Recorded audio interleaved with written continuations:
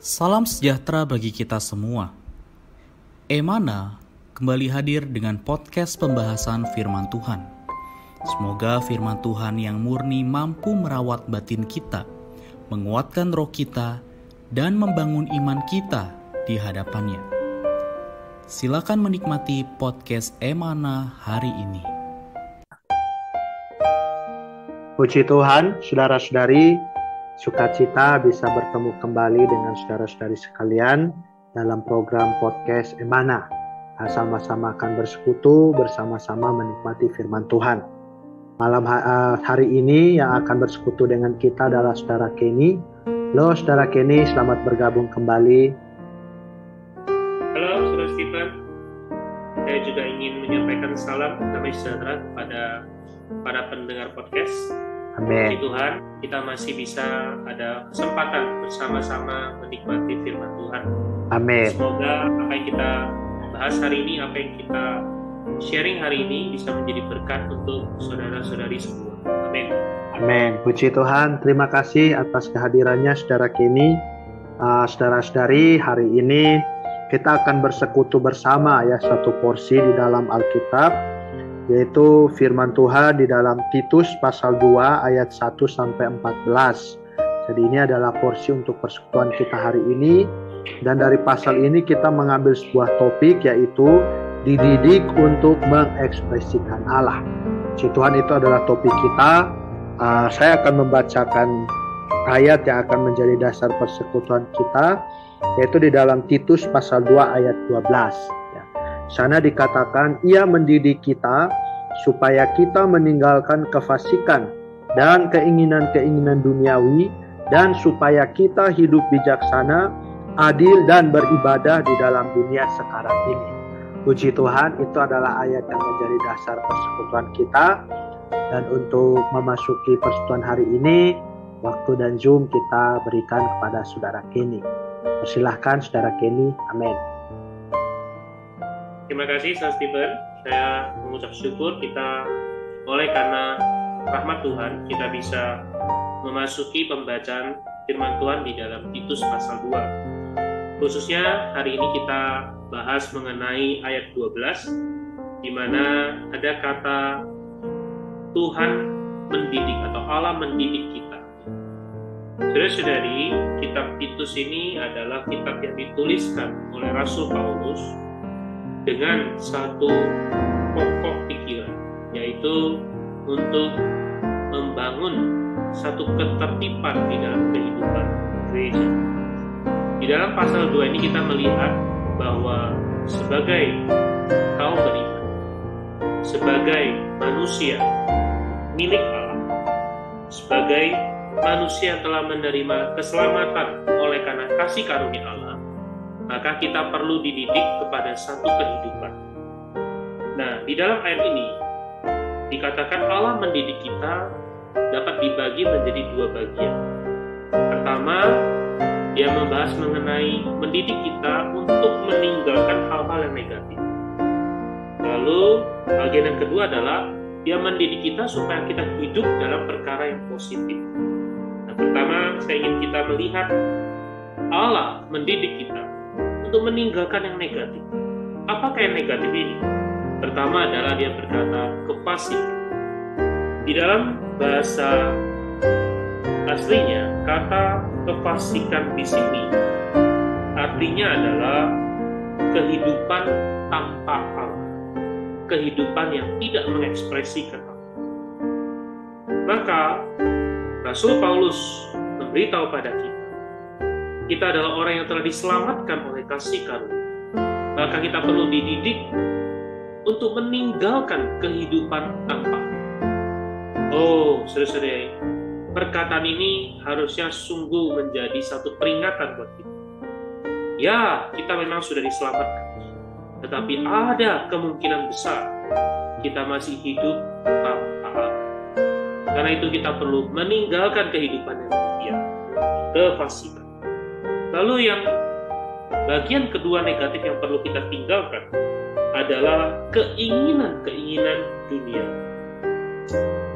Kata duniawi adalah menunjukkan ekspresi dari daging kita, ekspresi dari keinginan daging kita. Maka pertama-tama kita perlu meninggalkan kehidupan tanpa Allah. Kedua, kita perlu meninggalkan kehidupan tanpa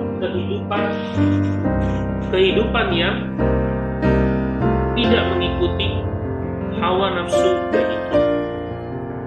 Ini adalah kehidupan yang tertib di hadapan Allah. Jadi, perkara negatif yang perlu kita tinggalkan, pertama adalah kehidupan tanpa Allah. Kedua adalah kehidupan yang mengikuti keinginan daging kita. Nah, sebaliknya, kita perlu dididik di dalam menempuh kehidupan yang positif. Kehidupan yang positif ada 3, yaitu kehidupan yang bijaksana, kehidupan yang adil, di dalam bahasanya adalah adil benar, dan kehidupan yang beribadah. 3 hal ini sebenarnya adalah berkaitan dengan 3 pihak. Kita perlu hidup bijaksana adalah terhadap diri kita. Bijaksana di dalam bahasanya adalah kita perlu memiliki keteraturan, kejernihan, pikiran yang tepat. Ini adalah terhadap diri kita. Perlu bijaksana. Tidak boleh sembrono. Perlu tepat. Perlu disiplin. Kedua adalah kita perlu memiliki kehidupan yang adil. Adil benar adalah terhadap semua orang. Tidak terkecuali. Tua atau muda, kaya atau miskin, kepada siapapun kita perlu menempuh kehidupan yang adil dan benar. Dan yang ketiga adalah kehidupan yang beribadah, yaitu kehidupan kepada Allah. Beribadah di sini adalah berlawanan langsung kepada kefasikan. Jadi, di satu sisi kita perlu meninggalkan kehidupan tanpa Allah. Di sisi lain kita perlu menempuh kehidupan yang beribadah. Beribadah artinya adalah kita hidup di hadapan Allah. Kita hidup bersandar kepada Allah. Lalu kita perlu meninggalkan keinginan-keinginan dunia. Melalui Allah, kita perlu hidup dengan bijaksana. Kita perlu hidup dengan adil. Puji Tuhan, dengan demikian, baru kita bisa menempuh satu kehidupan yang benar sesuai dengan kasih karunia Allah. Karena itu, mari saudari, kalau kita menempuh kehidupan demikian, di dalam ayat 13 Paulus berkata, dengan menantikan penggenapan pengharapan kita yang penuh berkat dan penampakan kemuliaan Allah yang Maha Besar dan Juru Selamat kita, Yesus Kristus. Haleluya. Kalau kita menempuh kehidupan yang tertib, meninggalkan hal yang negatif, mengejar hal positif, kita baru bisa menantikan dengan penuh pengharapan apa yang telah kita terima dengan iman. Puji Tuhan, semoga sharing ini tidak hanya memberikan satu pengenalan, pengetahuan firman, tapi justru membawa kita memiliki satu kedamaian. Tuhan didiklah, meninggalkan kefasikan, meninggalkan keinginan dunia, dan aku bisa belajar hidup dengan bijaksana, adil benar, dan beribadah kepada Allah. Puji Tuhan. Demikian sharing dari saya. Saya kembalikan ke Saudara Steven. Amin. Terima kasih Saudara Kenny. Sharing yang sangat menyuplai. Saudara-saudari, ya kita bersyukur bahwa melalui persekutuan ini kita bisa melihat ya Allah kita di satu sisi ya dia memang penuh kasih karunia ya memimpin kita kepada keselamatan. Tetapi setelah kita beroleh selamat ya Allah kita juga penuh kasih karunia ya di dalam hal dia mendidik kita supaya kita bisa menempuh kehidupan yang mengekspresikan Allah. Puji Tuhan, saya sendiri sangat terkesan ya tadi dikatakan bahwa Allah mendidik kita mula-mula supaya kita meninggalkan hal-hal yang negatif ya, meninggalkan kefasikan dan keinginan-keinginan duniawi. Tetapi sebaliknya juga supaya kita mendapatkan hal yang positif ya, itu supaya kita hidup bijaksana, adil benar dan beribadah ya. Puji Tuhan, itu adalah satu macam penghidupan yang mengekspresikan Allah.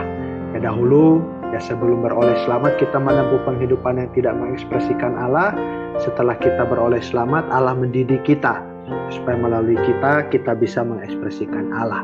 Puji Tuhan, saudara-saudari, semoga kita menjadi orang-orang yang terbuka menerima didikan Allah ya. Kita juga belajar taat sehingga melalui didikannya kita boleh menjadi orang yang menempuh kehidupan yang mengekspresikan Allah. Amin. Puji Tuhan. Untuk mengakhiri persekutuan kita, saya minta sekali lagi saudara Kenny bisa memimpin kita di dalam doa. Amin. Baik, saudari, mari kita bersama-sama kita malingkan hati kita kepada Tuhan di dalam doa. Amin.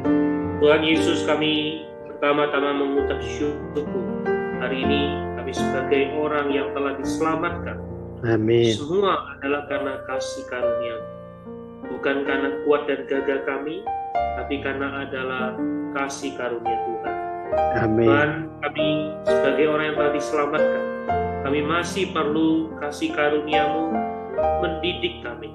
Amin. Sehingga kami dapat meninggalkan segala kefasikan, kehidupan yang tanpa Allah. Meninggalkan segala keinginan-keinginan dunia, sehingga kami tidak hidup bersandar kepada daging kami, tidak Amin. hidup mengemban hawa nafsu dari kami. Sebaliknya, didiklah kami Tuhan, bagaimana kami bisa menempuh hidup yang bijaksana, menebus hari-hari kami yang hilang. Amin. Tuhan, kami juga bisa menempuh kehidupan yang adil, benar, mengekspresikan Allah, menjadi kesaksian-Mu yang hidup. Amin. Dan kami di hadapan-Mu, kami juga perlu dididik bagaimana kami bisa menempuh kehidupan yang beribadah, bersandar pada diri, mengambil diri-Mu sebagai sumber, sebagai isi, memenuhi kami, sampai kami menempuh satu kehidupan yang mengekspresikan. Amin. Kami bisa menempuh satu kehidupan yang siap menantikan pengharapan akan iman kami. Tuhan, kami berdoa Kau juga jaga setiap saudara-saudari para pendengar podcast. Kami masih perlu Kau juga menjaga tidak hanya roh kami, jiwa kami, bahkan tubuh kami. Sehingga Tuhan, beri kami umur yang panjang, kami Amin. bisa menempuh kehidupan di bawah pendidikan Tuhan. Kami bisa disempurnakan sama seperti Bapa adalah sempurna. Amin. Segala mulia, hormat hanya bagi Tuhan saja. Amin. Amin. Puji Tuhan. Terima kasih saudara Kenny untuk persekutuannya hari ini. Semoga di waktu mendatang bisa ada waktu kembali bersekutu. Dan semoga bagi saudara-saudari para pendengar, ya, persekutuan ini juga menjadi satu dorongan, juga menjadi satu perkataan yang menguatkan kita di dalam iman. Puji Tuhan, persekutuan kita sampai di sini. Tuhan Yesus memberkati. Amin. Sekian pembahasan firman porsi hari ini. Sampai jumpa di podcast berikutnya. Jangan lupa untuk download aplikasi Emana pada handphone Anda untuk manfaat yang lebih banyak. Tuhan Yesus